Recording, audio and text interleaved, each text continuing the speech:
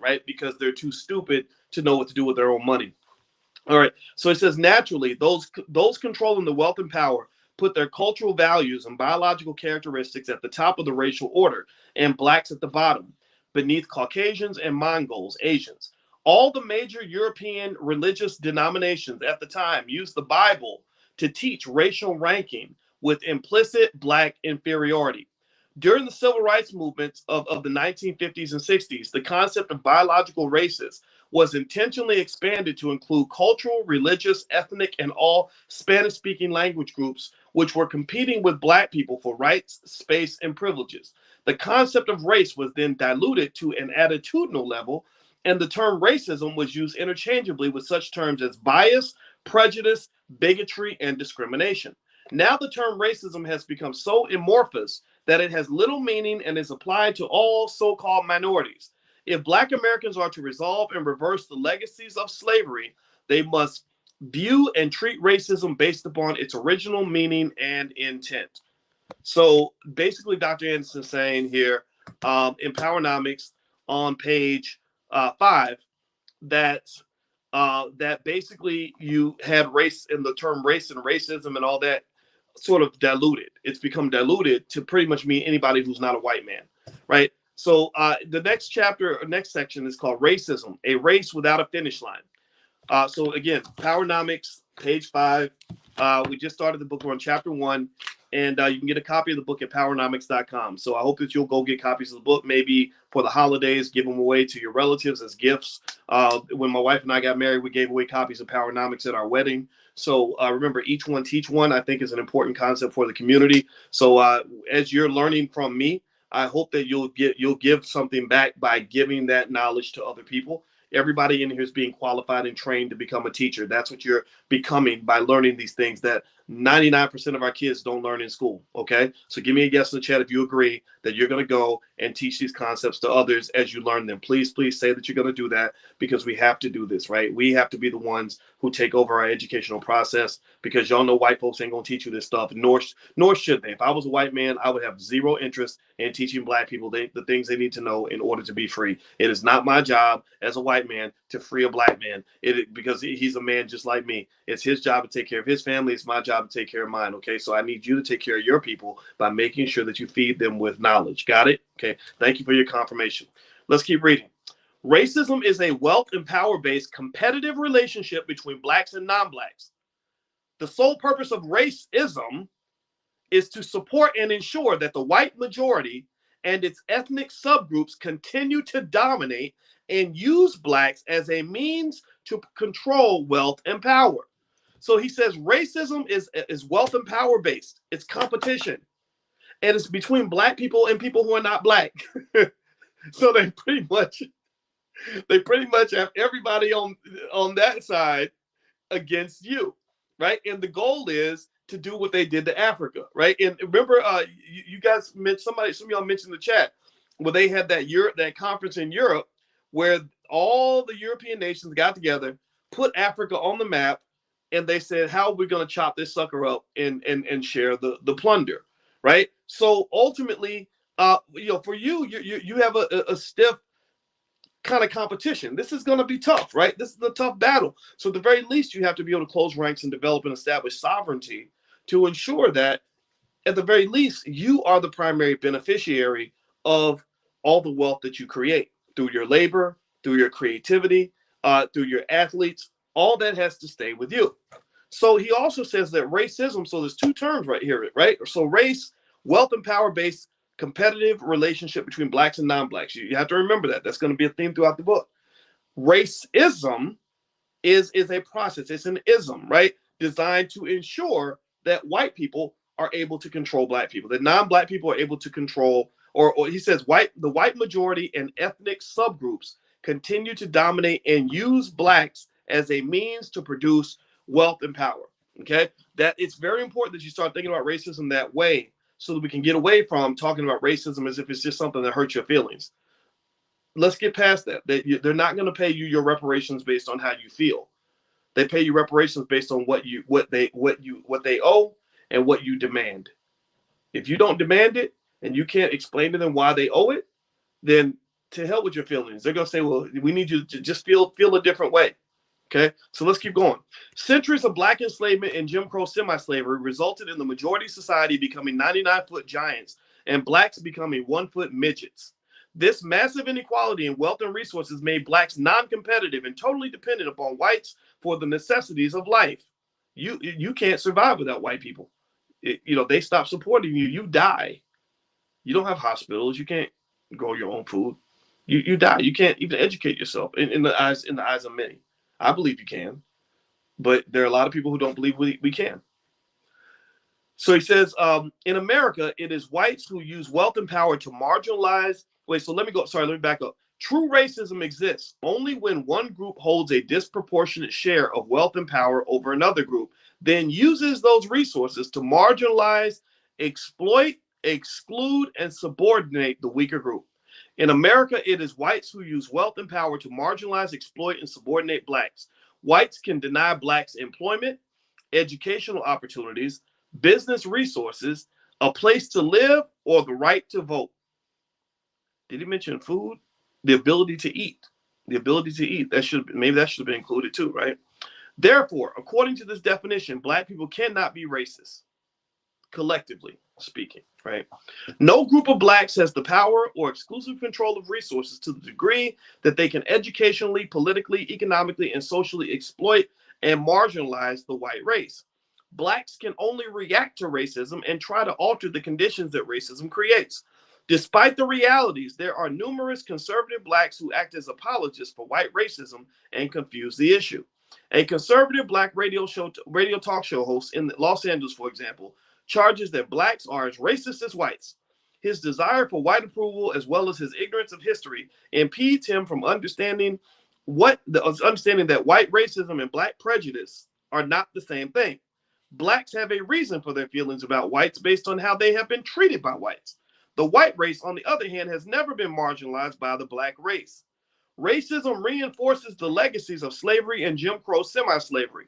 Blacks have been unable to escape from those legacies because the majority society acknowledges the operation of racism in the distant past, but minimizes its present significance. All right, so we're on page 6. Powernomics, Dr. Claud Anderson, Powernomics.com is where you can get a copy. The burdens of inequality. The concept of race has progressed from the international competition for wealth and power to religious doctrine to biological classification to a personal attitude. Yet conditions and opportunities are unequal between competing minority groups. There has been no equal sharing of burdens in our equal opportunity society.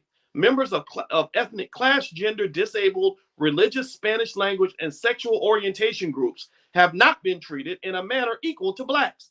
This nation has never enacted and supported public policies and laws that have denied non-blacks access to this nation's educational, political, social, and economic systems. These groups have not been customarily lynched, castrated, exploited, and denied the fruits of their labor. Blacks are the only group of people forced to practice capitalism without capital in the richest and most capitalist nation on earth. These facts, coupled with the majority society's total unwillingness to approve corrective action and reparations for descendants of black slaves, reveals the true nature of racism against black people. Racism and other legacies of slavery predetermined the success of black Americans as a group. One of the most glaring examples of inherited inequalities is wealth distribution. Black America's percentage ownership of the nation's wealth remains where it was in the 1860s on the eve of the Civil War. At that time, when nearly every black person in America was either in full or semi-slavery, blacks owned 0.5% of this nation's wealth. The emancipation of enslaved blacks in no sense rendered social or economic recompense. Today, more than 140 years later, we are 100% free, air quotes, yet black Americans still own only 0.5% of this nation's wealth. Today, the income of blacks as compared to whites has regressed to the level that it was at the end of the 1960s. Apparently, 38% of the black population is beneath the poverty line, and another 1/3 is marginal, just above the poverty line. The limited assets that black Americans most often have, such as automobiles and personal effects, depreciate rather than appreciate in value. Blacks even find that our homes, usually our most valuable assets, have a limited market and prices are dictated by urban renewal, expressways, or gentrification. The average black person passes on zero assets to future generations. The typical white family is more economically stable and secure. Approximately 87% of this nation's economic assets are now frozen within the dominant white society and are passed on from one generation to the next in such forms as stocks, bonds, land, businesses, trust accounts, endowments, foundations, and insurance policies. Therefore, white children are privileged to enter the world with 87% of the resources that they need to succeed in life already in their families, race, communities, businesses, schools, governments, or social organizations. Thus, succeeding generations of whites can access these wealth resources over and over again. Let's take a moment and digest what I just read here. So, the first point he makes here is that literally, again, all this progress you've made, all these people constantly telling you how much better it is than it used to be, how great America is, and how much progress we've made. As Joe Biden's up there passing anti-lynching bills when ain't nobody out here asking for no anti-lynching bill, right? All this progress you've allegedly made, has occurred when there's been no progress in how much wealth you own. They will give you every ounce of symbolism. They will give you crack pipes. They will give you ridiculous legislation. They will give you feel-good moments. They will give you rap concerts. They will give you everything you ask for as long as you don't ask about the money. When you start talking about the money, that's when they start getting concerned because you're not acting like children anymore. You're trying to be grown-ups. And that's one of the reasons why, when we were talking earlier about my sadness with what happened with Will Smith and Chris Rock, is that I don't like seeing 50-something-year-old men acting like children, because America is a society that wants to keep the black man in a non-threatening position where he is either a little boy or a little girl. They want to keep him as a child or a clown. That's why in society, the black men that typically rise to the highest levels tend to be athletes. They tend to be entertainers. They tend to tell jokes. Those are the guys that tend to rise up the ranks. So when black men sit down and want to negotiate as grown men, then suddenly there's a concern. People get upset, right? And the reason they don't want that is because a grown man will sit down and say, I don't really care if you like me. I don't need your validation. I don't need you to tell me Black Lives Matter. I just need you to cut that damn check. And at that point, we can be friends. But if you can't cut the check, then I'm not doing nothing for you, because I don't need nothing that you're offering me, because you're not giving me what I actually want. Let's keep going. He says, what is wealth? Wealth refers to the net value of a person, group, or community less their liabilities or debt at a given point in time. It is stored value. Income, in contrast, refers to a flow of dollars over a period of time. With rare exceptions, most blacks are so marginalized that they own and control little wealth or resources anywhere, including their own neighborhoods. How about that? Ain't that something? I mean, I need y'all to really, let's meditate on that point for a minute. Let's meditate. How many millions of black people live in neighborhoods where you don't even own the damn neighborhood? You don't even own, and you had, the gang stuff going on, people dying over their block and don't even own the block. I mean, you got to really process that for a minute. I mean, can you imagine Jewish people living in neighborhoods where they own nothing in the neighborhood? Do you know how vulnerable that makes you? Like, you're literally living on ice skates. Like, you're not planted in anything. You're literally living on ice skates, and it's thin ice. They can move you around, they can slap you around, they can evict you anytime, they can raise the rent, get you out of there so they can displace you. Seriously, that's what they do. That's what they did. The gentrification was just the displacement of black people. It's no different from what they did with Native Americans. They just came in and said, get out. We want the land back now, so you got to go. And we were defenseless to fight against that.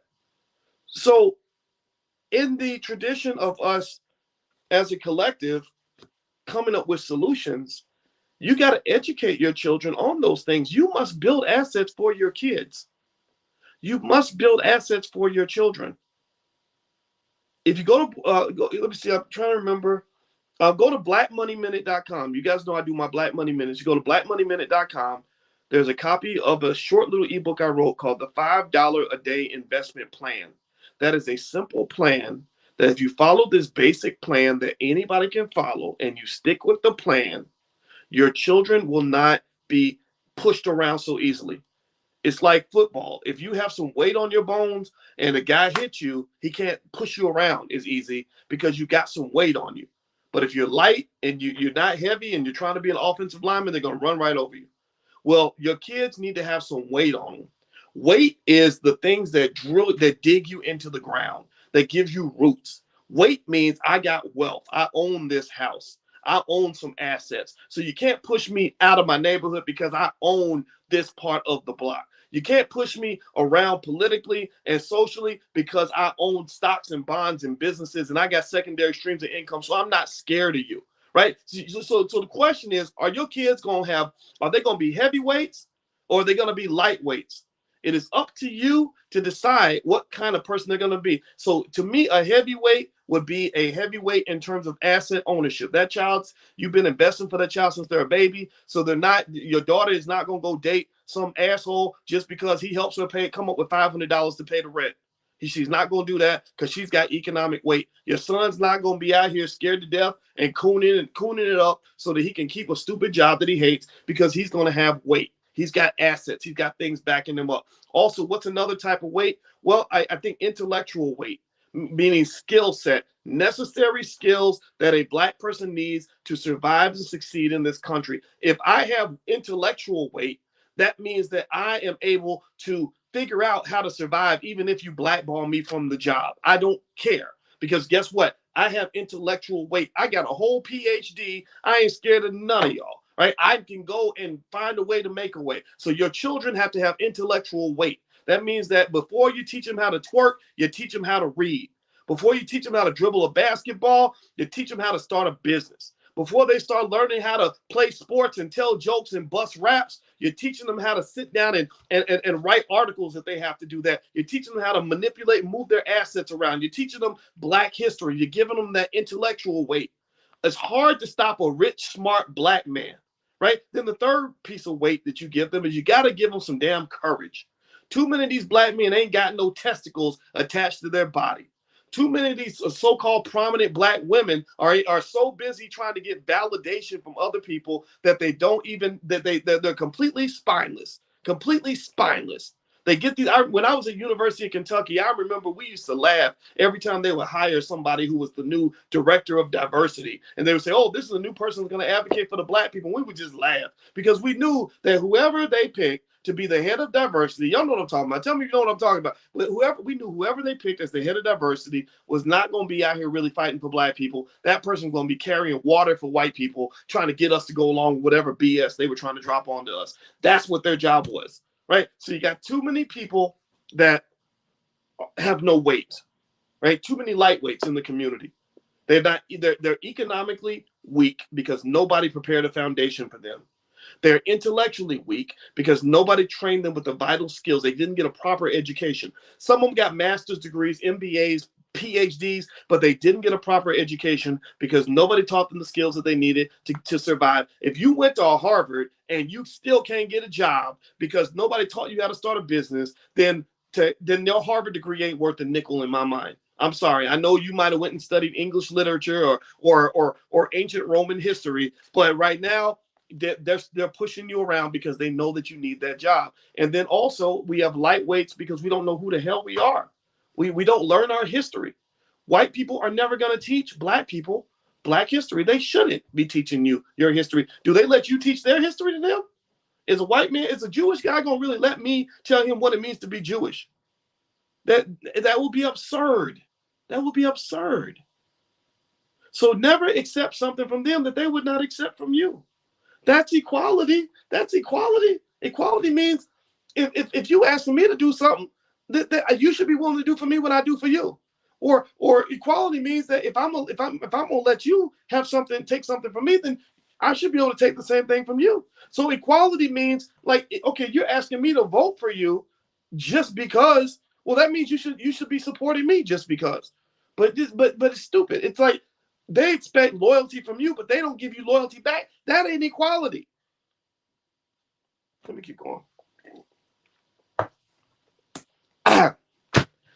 All right, page 7, chapter 1, Powernomics. That's the name of the book. You can get a copy at powernomics.com. So Dr. Anderson says here, the ancestors of enslaved blacks were forced to concentrate simply on surviving, pursuing civil rights, and integration. They had little to bequeath to their descendants, even though they succeeded in their social and civil rights efforts. Their children cannot inherit welfare, food stamps, public housing, or a good job. So none of those things are part of your inheritance. That company that you've been working for 30 years, that belongs to somebody else. So he says 3 major impediments to black competitiveness. This is good. I want us to dissect this. This will be our last segment before we're done saying, because I don't want to have us. This is heavy stuff, so I don't want to do too much in one sitting. So I keep these book club meetings to an hour for that reason. Because I don't know about y'all, when I get done, I'm emotionally exhausted. My voice is gone, and I'm feeling emotional because this is real. This is the realest stuff I've ever read in my life. Like this is like, okay, this is what I've been looking for in terms of understanding what's really going on and understanding and hearing a plan that really makes sense. So when I'm reading this to you, some of this I might be reading for the first time. I've read big chunks of these books, but I read it with you because I wanted to make sure I went through it in extreme detail. So the 3 major impediments to black competitiveness. Regardless of how fast and how high black Americans jump, without proportional wealth, ownership, and control of resources, it is nearly impossible for blacks to play the game of capitalism, and even more difficult for them to win. Why can't blacks win? Let's examine 3 major impediments to black self-sufficiency and competitiveness. So the 3 impediments are: 1, the maldistribution of wealth and resource powers. That is due to what white folks did. That's the politicians that don't want to share the money. Number 2, inappropriate behavioral patterns. That's you inheriting and embracing generational curses that you know are downright toxic. Seriously. Like cheering on a 53-year-old man at the Oscars who punches another 57-year-old black man when they almost 60, acting like children. That's weird to me. I'm sorry. I'm not co-signing on that nonsense. Number 3, a lack of a national plan for empowerment. You must have a plan. Like Dr. Anderson said with the Alice in Wonderland example at the beginning of this chapter, the Cheshire Cat said, I think Alice said, which way should I go? The Cheshire Cat said, well, where do you want to go? She said, I don't know. He said, then it don't matter which way you go, because you're going to lose regardless, because you ain't got a plan. So in your areas of your life that matter to you, do you have a plan? If you love your children and they matter to you, what is your plan for your children? If you love yourself, what is your plan for yourself? How many of y'all love the black community? Say yes if you love the black community. If you love the black community, what is our plan for the black community? You have to have a plan. You have to have a plan. You can't win a war without a plan. So I like this layout. He says, look, we can talk about what white folks did, and the liberals can talk. They talk about that too. They talk about the laws and the unfairness, and sometimes they'll even talk about the maldistribution of wealth. That's great, but they don't talk about number 2 and number 3. They don't talk about the inappropriate behavior. They don't. There are people out there that, because they put black people in a wheelchair, they treat you like you're disabled, like you're children, like you have no self-determination. They back up when it's time to hold ourselves accountable and to say, well, what can we do? I've never met a white man who told me I couldn't sit down and read a book. I didn't need a white man's permission to decide, you know what, boys, I'm going to get off my ass, and instead of watching Netflix tonight, on Wednesday nights, I'm going to get together with other black people. We're going to read copies of Powernomics. Like, I did that. I didn't need white people to tell me I can do this. So inappropriate behavior patterns and a lack of a national plan. Well, there are several plans. If you want some examples of plans, number 1, If you go to boycewatkins.com, or you just look for the thing where I give away the stock tips, the stock information, you can get a copy of my book, the $5 a day investing plan. I'm sorry, blackmoneyminute.com. Blackmoneyminute.com. That's where the $5 a day plan book is located. That's a very basic plan that I, as a finance PhD, can tell you will work in terms of getting you elevated above any type of economic situation that you're in. If you follow that plan, your economic problems are gone for the most part, as long as you don't do anything crazy. Secondly, inappropriate behavior. The reality is that we have so much inappropriate behavior in our families. We have so much dysfunction. We just ride with that dysfunction, and we embrace that like that's Black culture, like that's just what it means to be Black. I think you got to question everything. I think you have to question everything. And when I try to summarize it and think about what does it mean to have a better life, I tend to go back to three key areas that determine quality of life: health, wealth, and relationships. Your physical and mental health, your wealth levels, financial security, and your relationships with yourself and relationships with each other. Those three things are connected, because you can't build wealth. If you build wealth and you're not healthy, you're going to lose all your wealth trying to get your health back. The hospitals and the doctors are going to take all your money. If you build wealth and you don't think about your relationships, well, you're going to lose all your money because you're going to marry some crazy gold digger who's going to take you to court and take all your money, right? Or you're going to marry some ridiculous man who's going to mess up your credit and mess up the family finances because all you're thinking about is how nice his penis is, or whatever it is you're thinking. I'm sorry if you got children. I apologize. I didn't mean to say that word, but y'all know what I'm talking about, right? So ultimately, health, wealth, and relationships. So when you're talking about Black success, I encourage you to start with those three areas: health, wealth, and relationships. How do I make sure I have that my mental and physical health is right? Well, okay, as a Black person, that means that I can't go and I can't follow the predetermined path, right? They have a little Negro path that they put everybody on, and millions of our people follow the Negro path, which leads to death, chaos, destruction, and absolute economic ruin. So the Negro path, when it comes to health, physical health, is to eat whatever trashy, greasy, fatty food they're promoting in Black neighborhoods. They'll put the singers on TV to tell you that obesity is a good thing. They have you going to Popeye's chicken. You're eating all this stuff that's going to kill you at an early age, and then you internalize that as Black culture. You start thinking that it's just Black culture, that Big Mama's gonna get her foot cut off because she's gonna get diabetes, she's gonna get heart disease, because that's just what happens when you're Black, right? Again, because you're not critically thinking about the Negro path that they put you on in terms of the food that you eat, right? But if you're an intelligent Black person, you stop and you say, hey, wait a minute. If I keep eating this stuff, I'm going to die. And my family's going to die. This isn't good. So some of you have made conscious decisions to say, I don't know, maybe you've gone vegan, or maybe you're just monitoring what you eat, or maybe you're exercising more, right? So you've gotten off that path, right? I congratulate you for that. When it comes to mental health, to me, the typical Negro path is that being Black just means you're going to be traumatized from the time you're born to the time you die. When you are a baby, you're going to get traumatized because Uncle Willie going to go to prison. Your daddy ain't going to be there when you're little. Your older brother's going to get shot on his way to school. You're going to go to school and you have to fight all the other girls because some girl's mad because her boyfriend likes you. You don't even know the dude. You don't even know this guy. But because her boyfriend thinks you cute, the girl's trying to fight you after school, and you're dealing with all this chaos that comes with Blackness. We eat each other alive. We hate the shit out of each other, right? You know what I'm talking about when we really get in our worst element, right? So the Negro path is complete chaos. It is division. It is broken families. It is broken relationships. It is children growing up without a mother and a father. It is Black men trying to murder each other on sight. It is Black women hating each other just because you're cute, right? It's all of that, right? It's Black people not being able to come together to do anything because that's the Negro path, dysfunction. That's Willie Lynch. Willie Lynch. You were taught that in slavery. That's how they kept you enslaved. Is you got to divide them. You got to make them hate each other, right? That's the mental health on the Negro path. But the intelligent Black people path says, no, I'm not. I'm done with all of that. I'm done with all of that. We all deal. I told y'all 4 years ago. I don't know if y'all remember it. If you've been watching me for a while, you know what I'm talking about. I told y'all 4 years ago. I said I'm done fighting with Black people. I'm not gonna fight with Black people on the internet. So that means when people come at me throwing darts in my head and I hate Boyce and Boyce this and Boyce that, I'm not doing that with you. I done left. I've moved to Mars. I'm leaving that planet. I'm not participating in any of this dysfunction with you. And then on top of that, when you're talking about the intelligent black people path, and when I talk about intelligent, I'm not talking about how much education you have. You may not even be that smart yet. It's okay. The fact that you're even listening to this makes me commend you. I'm very proud of you for even hearing this, hearing me out on this.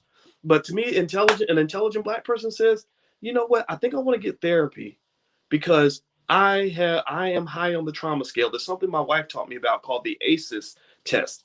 It stands for Adverse Childhood Experiences. And I took the ACEs test, and my wife said, your score for trauma is really high. And that might be why you get triggered. So, you know what I did? I said, you know what? I'm going to invest. I don't just invest in stocks and bonds and real estate, I invest in therapy because I want to show up as the best black man I can be. I want to be the best man I can be for my family, the best man I can be for you, the best man I can be for myself, the best man I can be for my legacy, the best man I can be for my community, the best man I can be for my kids. I don't want to show up as a black man who is causing other people to need therapy because I've traumatized them so much. A lot of you go through that. The men are very powerful. We are a force. We are juggernauts in our household. And if you take that power and you're not conscious about what you do with that power, you can ruin the lives of a lot of people, or you can improve the lives of a lot of people, right? So that's the mental health. That's the intelligent black people path. Now let's go to relationships. Okay, what's the Negro path in relationships? Well, the Negro path definitely consists of lots and lots of single parents and lots of fathers paying child support. I'm not making fun of you in that category because I paid 18 years of child support. It was very painful. I probably spent more in child support than NASA spends in a year trying to send rocket ships to Mars. Okay, so believe me, I get it. I understand that. But seriously, the Negro path of relationships means broken families. It means you get together long enough to make a baby, but you're not long enough to raise that child to the age of 18. A lot of us either have experienced that, are going through that, or we were raised by that.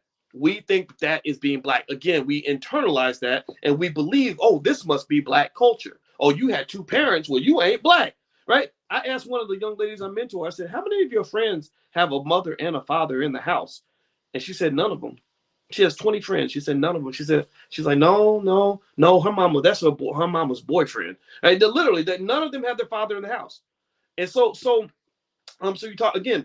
Let's keep going down that rabbit hole. The Negro path of relationships means black men are threatened by each other, killing each other. Right? A lot of black men are killed by other black men. Y'all know this. They're killed by cops, sure, but they're also killed by other black men. And that is that you maybe you don't want to label this black on black crime. Fine, let's not get political. But when your baby got shot by somebody who happens to be black, it's very disappointing and very hurtful. You don't feel less hurt just because it wasn't a cop. So you have that. You have a lot of the dysfunction between black men and black women. You see a lot of it popping up on the internet. You have a whole manosphere of men that just have a disdain, disgust for black women. Just black women, these black big blankety blanks, they need to get put in their place. And I'm glad that somebody told that chick off, da da da. And then you have the women that literally start comparing black men to white men. They talk about black men like we are the scum of the absolute earth, right? And a lot of that is linked to the fact that when they grew up, their father disappointed them. So they grew up hating black men for the rest of their life, some of them, because they never took the time to get therapy. So that's the Negro path. The Negro path is man against woman, old against young. Young people ain't got no respect for old people. Old people ain't listening to the young people. Black men mad at each other. Black women ain't sticking together for nothing. That's the Negro path. The intelligent black people path is to say, no, we're better together. I'm not going to be better off if I go marry a white woman, right? Or a black woman. That Meghan Markle is not getting an upgrade because she married a redhead white boy over in London, right? We're not celebrating that here. We're not making fun of it, but we're not celebrating that. No, we are stronger when we are together. And my goal, again, because I want to take that intelligent black people path, is I want to form healthy relationships with other black people who are committed to improving our mental health and being strategic and thoughtful in terms of how we deal with each other. I do business with brother Ben X. I supported Hereafter Farms. I made an investment in Hereafter Farms, and I'm publicly stating that I support Hereafter Farms because I like talking to brother Ben X, and I like talking to a black man who wants me to succeed, and I want him to succeed. I mentioned to you Riza Islam, his mother just passed. Rest in power to his mother. And I mentioned that publicly because I acknowledge the fact that this beautiful, amazing black woman created one of the greatest black men in this country. I have so much respect for Riza. And I just love it. Makes me feel good to be around black men who want to see me succeed, who want to see me win, and I want to see them win. And together we win as a group. Right. And so the intelligent black people path means getting that therapy, getting that help, learning how to deal with whatever's causing you to have trouble working with other people or getting along with people. The intelligent black man path, in my view, is where I say, no, I'm going to marry me a black woman. I'm going to do what I can to work through whatever nonsense we got to fight through. And we're going to build a solid family. Like, that's my goal. That's the win for me. The win is not getting away from it all and going and marrying Becky. I'm not going to do that, right? So we talk about health, wealth, and relationships. Well, what's the Negro path when it comes to wealth? Well, the Negro path when it comes to, y'all know wealth is my thing, right? That's my PhDs in this stuff, so I can break this down all day, but I'm going to give you the short version. The Negro path of wealth is from the time you're born, you are trained to spend money like a damn fool. You are trained to idolize Gucci and Louis and Cadillacs and all this other stuff that they market to you on TV. The Negro path of wealth is where you are not trained to build wealth. You are trained to go work for white people. Your number one goal in life is to get your dream job. You sitting around dreaming about working for somebody. Like, that's my dream is to work for somebody and not have no money, right? And then you also, the other Negro path is if you want to get a good job, which is the highest you can go. I mean, you can't actually control anything. The best you can do is be controlled by a powerful person who's paying you lots of money for your slavery, right? So you sell yourself to a higher bidder than the one that would pay you if you didn't have skill and education. So you become a high paid slave, right? You become a respected slave, right? So ultimately you go to college, you go deep in debt with student loans, you have no assets left to you by your family because your family didn't even care enough about you to leave you anything, invest for you as a child, or save anything for you. And then you're just kind of out of this world at 28 years old. You got this stupid bachelor's degree in your hand. You got $150,000 in student loan debt, no assets to speak of. And now guess what? You are a slave all over again. The difference now is that you are a corporate slave. A corporate slave is basically a person who is so financially destitute and so deep in debt that they can't afford to quit their job. They don't have to go to work, but they have to go to work. The intelligent black people path is where you understand that economics is a team sport. Again, on the Negro path, you were trying to do everything by yourself, right? So now you're that single mom with the bachelor's degree, the student loan debt, 2 kids you raising by yourself, and you're doing it all alone. So everything's a struggle, everything's hard. The intelligent black people path is where the community comes together because we work through our dysfunctions. We prepare our children for the future. We start investing for them when they're children. We also don't put them out here in the workforce with only one skill of only knowing how to look for a job. We teach them how to create a job. We teach them how to make moves financially that are going to get them ahead. What else do we do? Well, we also think carefully about things like student loan debt. You question all the assumptions about things like student loans. Doesn't mean you don't go to college. It just means you think about the amount of debt you're taking on and what the ROI is going to be on that investment so you can make sure you don't put yourself so far behind that you can't get back into the race. So taking on a little bit of debt is okay. Taking on a lot of debt is not okay unless you're going to be making a ton of money by the time you graduate, right? So you make these moves. You have to question everything. You have to think about things differently if you want to be successful in this world, if you want to be in the place that you want to be. So when he talks about inappropriate behavior patterns, that's what I think about. I think about the inappropriate behavior that we're trained on as children. And believe me, this is all part of a plan. The industrialists, the corporations, the people that are really in power, they only want you to have limited information. They want to show you exactly how you can get in where you fit in a position where you're exploited. I was at Syracuse University teaching the children of millionaires. They were not preparing their children the way a lot of us prepare our children. They were not getting them ready to just go become slaves for somebody else. They were preparing them to control other people's children. So put your kids in a position of power, but you must be conscious about how you do it. Okay. So let me keep reading a little bit, and then we can shut it down for tonight. So he says each of these major impediments is carefully examined and discussed in detail in the next few sections of the book. And And actually, and you know what? I think this is a good place for us to go ahead and stop for the night. So we're going to meet next Wednesday at 8:30 p.m. Eastern for the book club. If you want to get the recordings of all the lectures that we've done and all the lectures we do in the future, feel free to become a member, a premium member of the book club. Just go to drboycebookclub.com. All the lectures are there. So if this is your thing, you can sit and listen to all the ones I've done all the way up until this point at drboycebookclub.com. Second of all, the All Black National Convention, we're open to, because you guys are you're the family. You guys are the ones that are here. We're going to turn to you to get ideas on panels you'd like to see, certain speakers you'd like to see. So, in fact, actually, if you email support at theblackbusinessschool.com if you have a recommendation of a speaker or somebody that you think should be at the convention, or an idea for a type of panel. I know that my wife, when she's going to do her speed dating at the convention, she also talked about maybe possibly doing something on child support and kind of the single parent challenge that we have as a community. And so those are some of the things that we're thinking about